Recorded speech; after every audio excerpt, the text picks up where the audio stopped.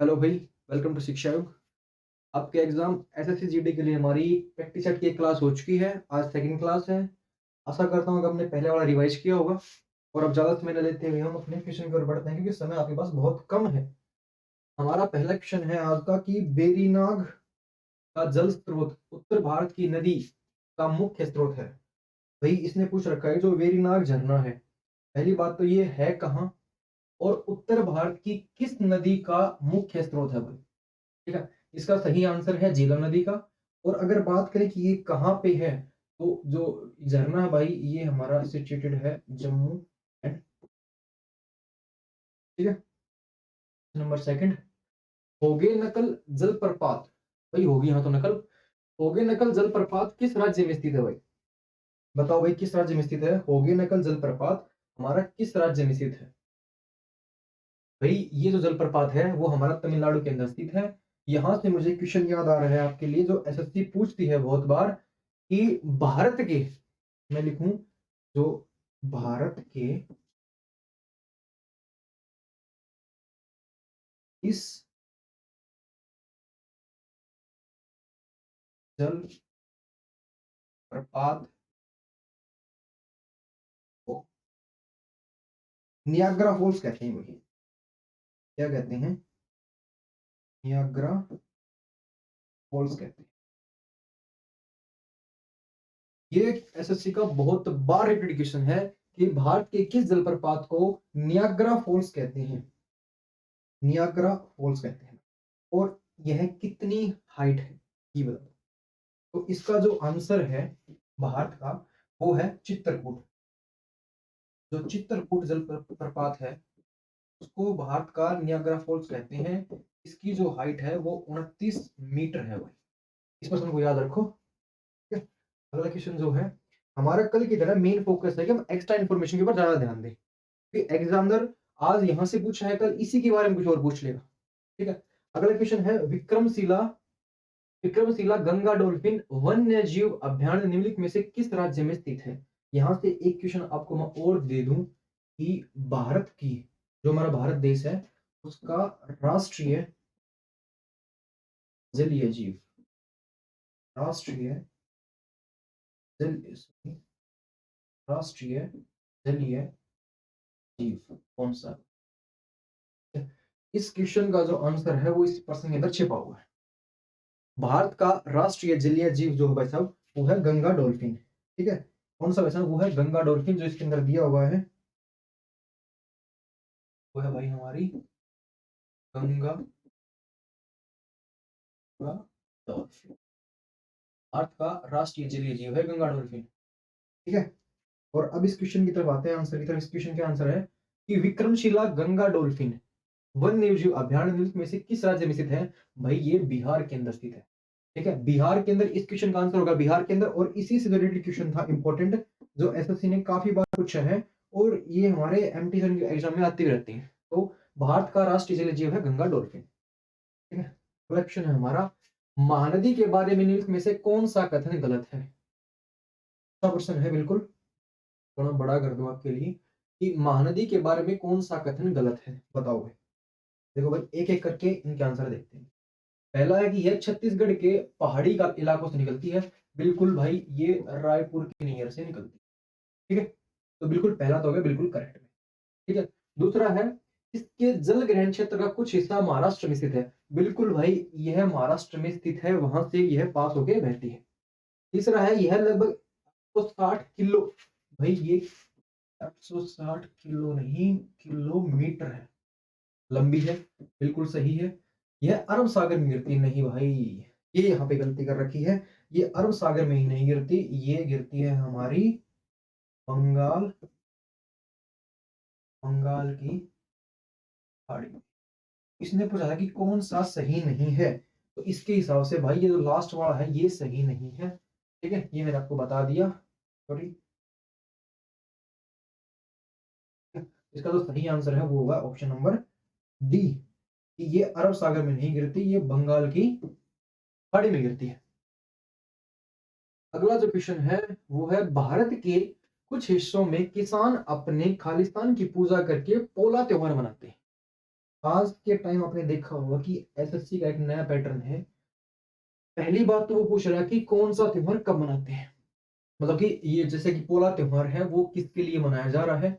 दूसरी बात, कब कब मनाते हैं भाई, ये भी क्वेश्चन इंपॉर्टेंट है। तो इसका जो सही आंसर है वो है भारत के कुछ हिस्सों में किसान जो हैं अपने बैलों की अपने बैलों की पूजा करके पोला त्योहार मनाते हैं। और जो दूसरा क्वेश्चन था कि कब मनाते हैं भाई, ये मनाते हैं भादो माह की अमावस्या अमावस्या को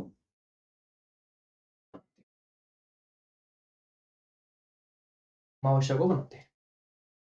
नेक्स्ट क्वेश्चन है हमारा, निम्नलिखित में से किस राज्य में युमथांग घाटी स्थित है। इस घाटी को युमथांग घाटी को भाई एक और नाम से जानते हैं। वो नाम क्या है, जो युमथांग वैली है वो फूलों की घाटी भी कहते हैं। क्या कहते हैं, फूलों की भी कहते हैं। अब यहां से कंफ्यूज मत होना कि फूलों की घाटी तो उत्तराखंड के अंदर है, ठीक है। इस क्वेश्चन का जो आंसर है हमारा वो है, निम्नलिखित में से किस राज्य में युमथांग घाटी, हमारी जो युमथांग घाटी है वो सिक्किम के अंदर स्थित है भाई। इसका क्वेश्चन का सही आंसर है सिक्किम। लेकिन हमने पढ़ा है बार बार कि फूलों की, और मैं ये भी कह रहा हूं आपको कि इसको फूलों की घाटी भी कहते हैं, लेकिन आपने सुना है कि फूलों की घाटी है उत्तराखंड के अंदर। बात ये है, डिफरेंस क्या है कि फूलों की घाटी, फूलों की, वो है नेशनल, उत्तराखंड, ये नेशनल पार्क है भाई हमारा, ठीक है। और इसकी स्थापना हुई थी 1982 के अंदर। तो यहां से ये दो बात है कि युमथांग घाटी को फूलों की घाटी कहते हैं, लेकिन फूलों की घाटी नेशनल पार्क वो हमारा यूके के अंदर है, उत्तराखंड के अंदर है भाई, 1982 में स्थापित किया गया। ये दो अलग क्वेश्चन है, इनको ध्यान, ठीक है। अगला क्वेश्चन है, थार के रेगिस्तान की सबसे लंबी नदी कौन सी है। तो लंबी तो ऐसे पूछ रखी जैसे कि कई किलोमीटर बहती हो, छोटी सी नदी है, लेकिन वहां की लंबी नदी है, ठीक है। तो हम देखते हैं कि जो नदी है, थार के रेगिस्तान की सबसे लंबी नदी जो भाई वो लूनी नदी है। बात ये आती है कितनी लंबी है, कहां से निकलती है और कहां जाकर के गिरती है, ठीक है। अगर बात करें इसकी, तो इसकी जो लंबाई है वो है 49 किलोमीटर, ठीक है। दूसरी बात, ये निकलती कहाँ है, ये हमारा जो राजस्थान है इसके पुष्कर के आसपास से निकलती है, ठीक है, पुष्कर से निकलकर, और भाई ये हमारे कच्छ के रण में जाकर के वहां जाके ये समाप्त हो जाती है, ठीक है। यहाँ से चली, यहाँ यहाँ इसने 49 किलोमीटर का रास्ता तय करके कच्छ के रण में ये जाके समाप्त हो गई, ठीक है। तो अब ये भी याद ध्यान रखो कि जो नदी है वो कितनी लंबी है, कहां से निकलकर कहां गिर रही है, ऐसे प्रश्न आ रहे हैं बार बार। अगला है हमारा कदम बांध, कदम नदी और खालिस्तान नदी के संगम पर स्थित है भाई। देखो यहां से आपको कल मैंने रिवाइज करवाई थी वो बात भी याद आनी चाहिए। क्वेश्चन क्या है कि कदम बांध जो है कदम नदी और खालिस्तान नदी के संगम पर है, इसका आंसर है हमारा गोदावरी नदी, ठीक है। जो कदम बांध है वो कदम नदी और गोदावरी नदी के संगम पर स्थित है। गोदावरी नदी से हमारे दो क्वेश्चन निकल के आए थे कल, कि अगर मैं पूछूं उत्तर भारत की सब ना सॉरी दक्षिण भारत की सबसे बड़ी नदी या दक्षिण भारत की वृद्ध गंगा किसे कहते हैं, वो हम गोदावरी नदी को कहते हैं, ठीक है। यहां से कल मैंने एक क्वेश्चन ये भी बताया था आपको कि कावेरी नदी पर कौन सा बांध बताया था, मैं क्या बताया था आपको, बांध ही बताया था निकलकर मेरे हिसाब से भाई मेटूर बांध बताया था आपको मैंने, कावेरी नदी के ऊपर बताया था मेटूर बांध, ठीक है। और एक फेमस क्वेश्चन, जोग या गरसोप्पा, जोग या गरसोप्पा, ये बताओ भाई, ये जलप्रपात है कहाँ है भाई। ये एसएससी ने काफी बार पूछा हुआ है और इसका जो सही आंसर है वो है शरावती नदी, ठीक है। शरावती नदी के ऊपर स्थित है। ये हमारा जोग या गरसोप्पा, इसको एक ही नाम है, ये इसको बोलते हैं, दोनों यही है, ये इसके ऊपर स्थित है। तो आप ऑप्शन के हिसाब से भी एक्स्ट्रा इन्फॉर्मेशन थोड़ा ध्यान रखो। अगला क्वेश्चन है भाई, भारत में सक्रिय ज्वालामुखी कहाँ पाए जाते हैं? वैसे तो इस जो ये सक्रिय ज्वालामुखी भी बहुत साल पहले फटा था, अब तो ये नहीं फटा है काफी टाइम से, लेकिन कहाँ पाए जाते हैं आपको पता होना चाहिए। ठीक है, इसका जो सही आंसर है भाई वो है अंडमान और निकोबार। ठीक है?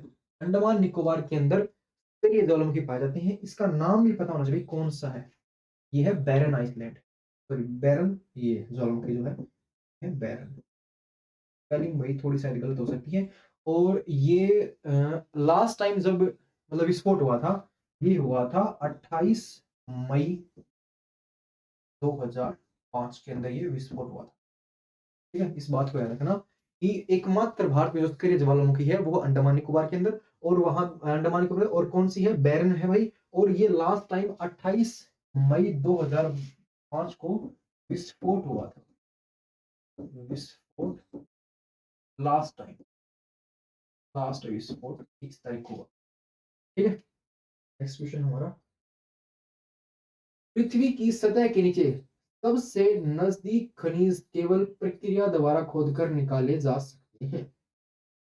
भाई देखो इसके आंसर, हम इसके ऑप्शन देखते हैं पर देखो, खुदाई या ड्रिलिंग। ड्रिलिंग तो वही वो होती है जमीन के अंदर काफी डीप जाके। इसने पूछा है कि सबसे नजदीक मतलब कि ऊपर सतह के आसपास ये चीज।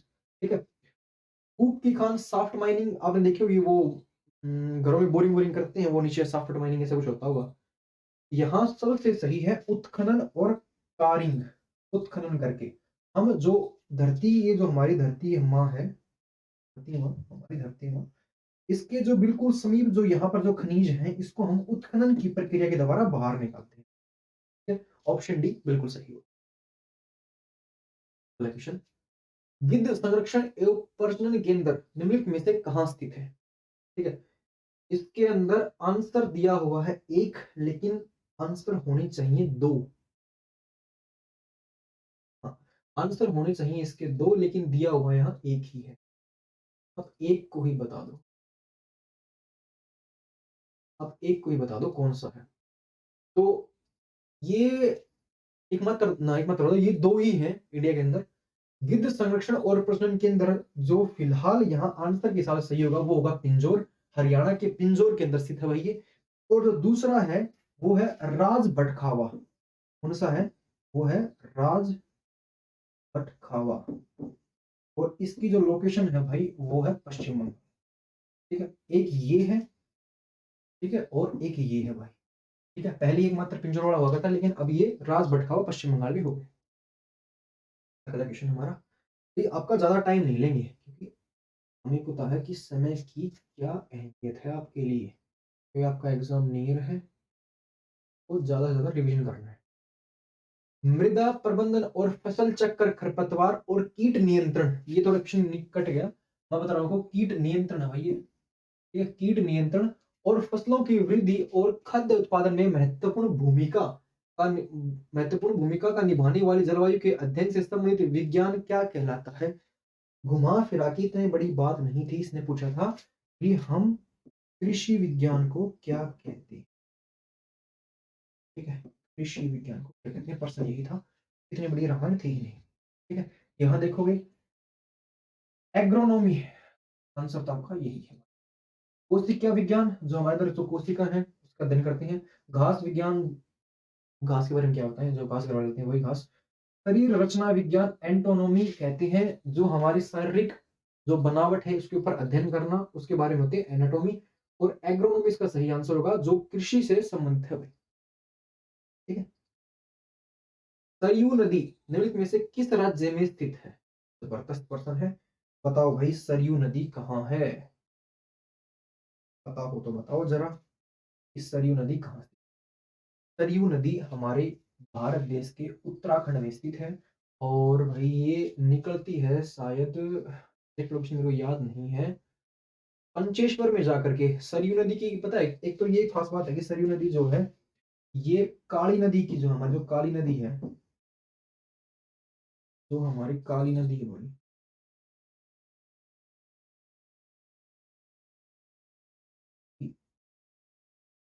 सबसे बड़ी सहायक नदी है, सबसे बड़ी सहायक नदी है सरयू नदी हमारी, काली नदी की। दूसरी बात, ये पंचेश्वर एक जगह है, वहां जाकर के काली नदी के अंदर मिलती है। निकलने वाले एग्जैक्ट लोकेशन अभी फिलहाल याद नहीं आ रही, लेकिन हाँ ये इसके अंदर मिलती है, पंचेश्वर के अंदर जाकर के। ठीक है, नेक्स्ट क्वेश्चन हमारा, निम्न में से क्या मिट्टी को उपजाऊ बनाता है? भाई घर घर के अंदर हम पता है कि खाद डालते हैं, केमिकल डालते हैं, वो मिट्टी को उपजाऊ बनाता है। ऑप्शन, अगर आपको डायरेक्ट आंसर ना आए ना, ऑप्शन से देख लो, दिख जाएगा लगे।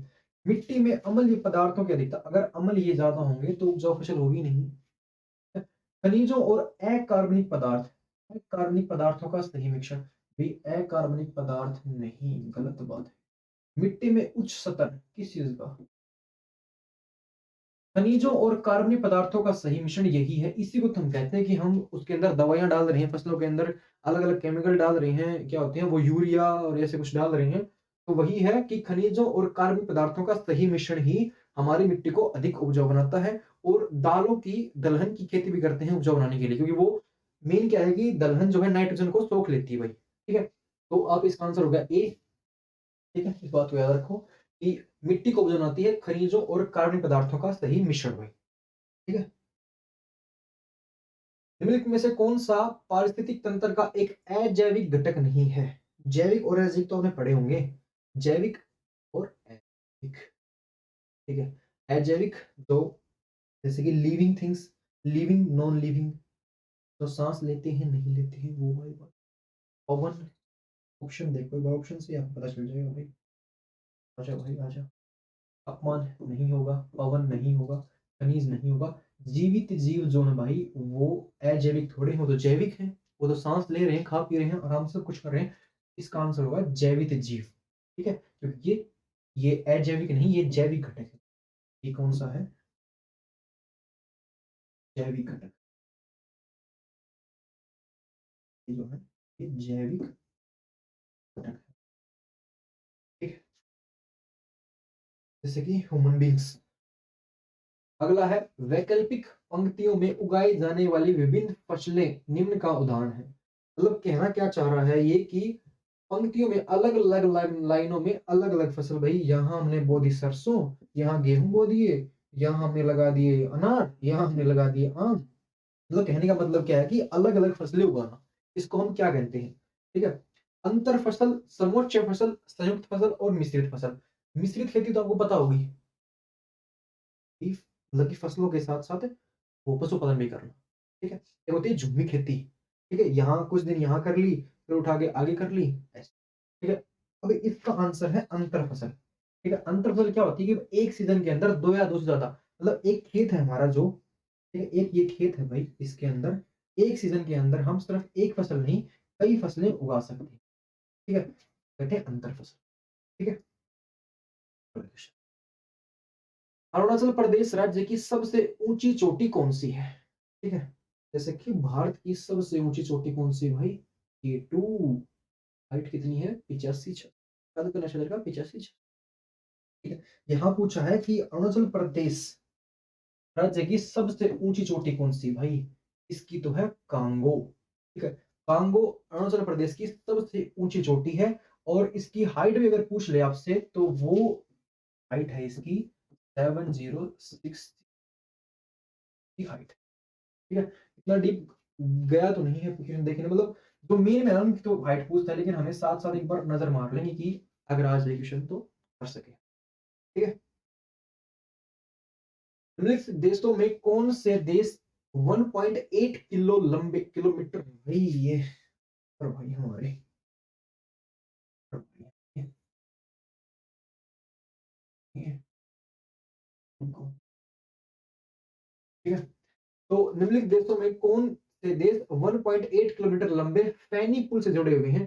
पहली बात तो ये याद रखना कि फैनी जो है वो एक नदी है। ठीक है, फैनी जो है नदी है, जो दो देशों के बीच बह रही है।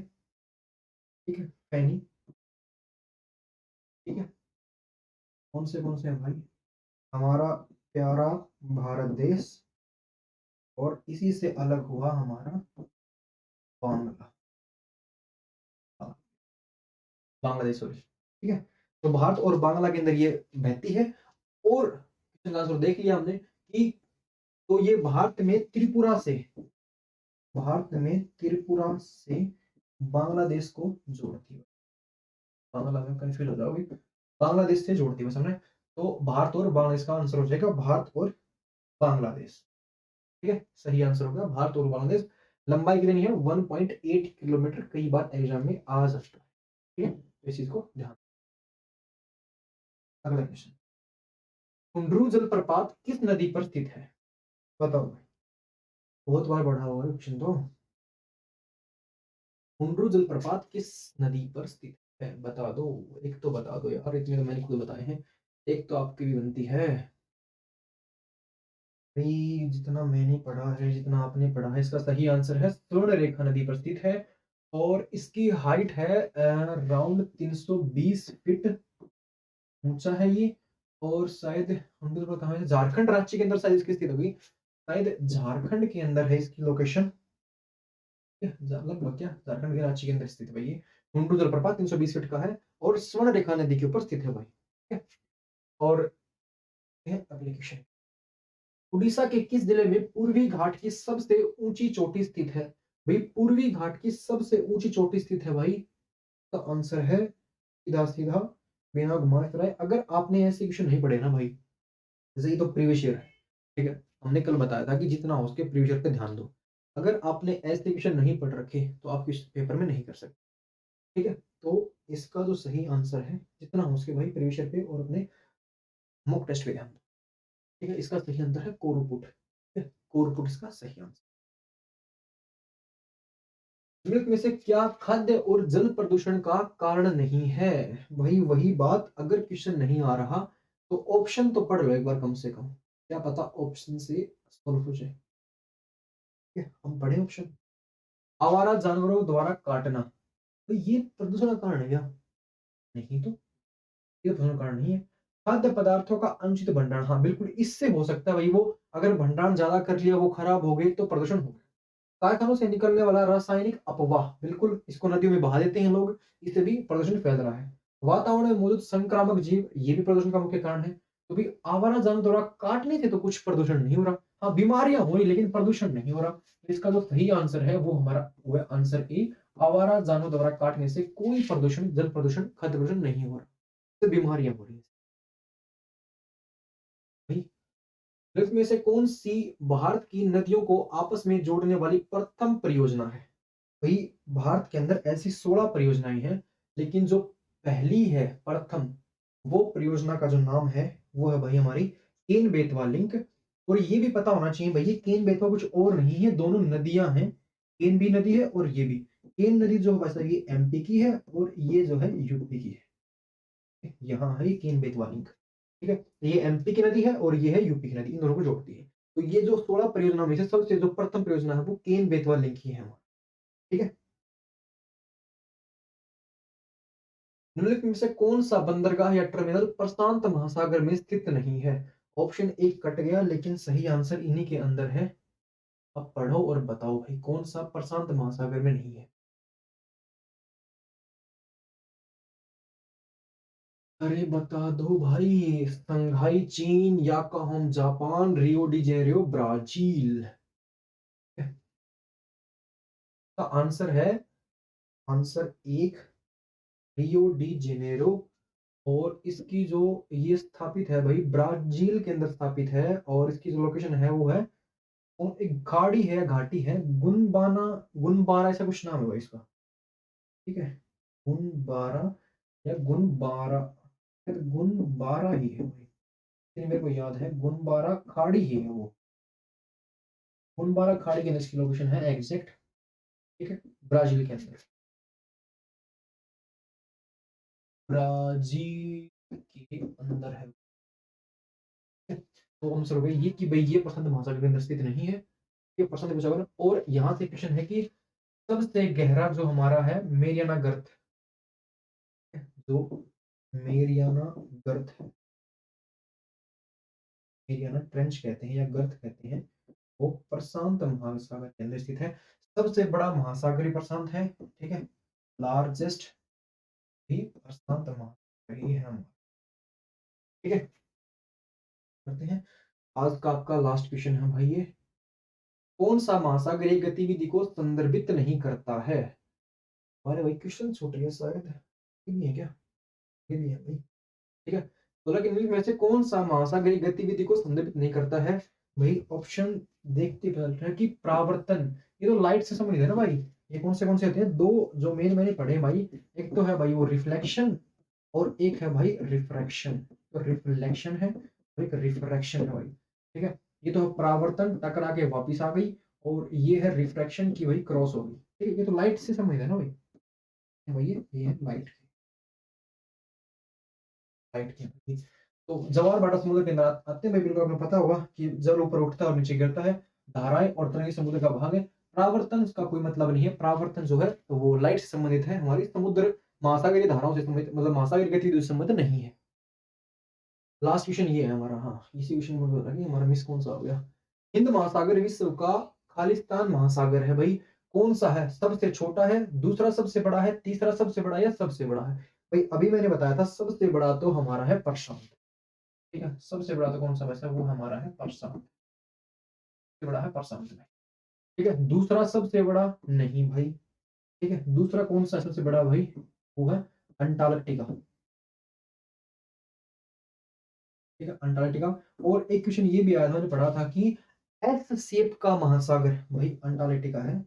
एस शेप का महासागर है अंटार्कटिका, ठीक है। सबसे छोटा ये भी आंसर नहीं है भाई, हमारा आंसर जो है तीसरा सबसे बड़ा महासागर है। हिंद महासागर विश्व का तीसरा सबसे बड़ा महासागर है। एक क्वेश्चन और है कि ये पूरे विश्व का लगभग जो है जितना जल है उसका 20% हिस्सा लेता है। प्रशांत महासागर लेता है 30% भाई, प्रशांत महासागर लेता है 30%, लेता है 20%। इस क्वेश्चन को याद रखो। ये थी हमारी आज की क्लास। आपको क्लास ज़्यादा लंबी नहीं खींचे, क्योंकि जितना हो सके हमारे जो 25 क्वेश्चन डेली जो सीरीज सर ने बताई थी कि हम डेली भाई आपको 25 क्वेश्चन कराएंगे। और जो हमारी सीरीज है लगभग आपको 40 दिन तो आपके पास है ही है। ये 1000 क्वेश्चन की जो सीरीज है हमारी, आप इनको कर लो, एग्जाम में काफी बेनिफिट होगा आपको।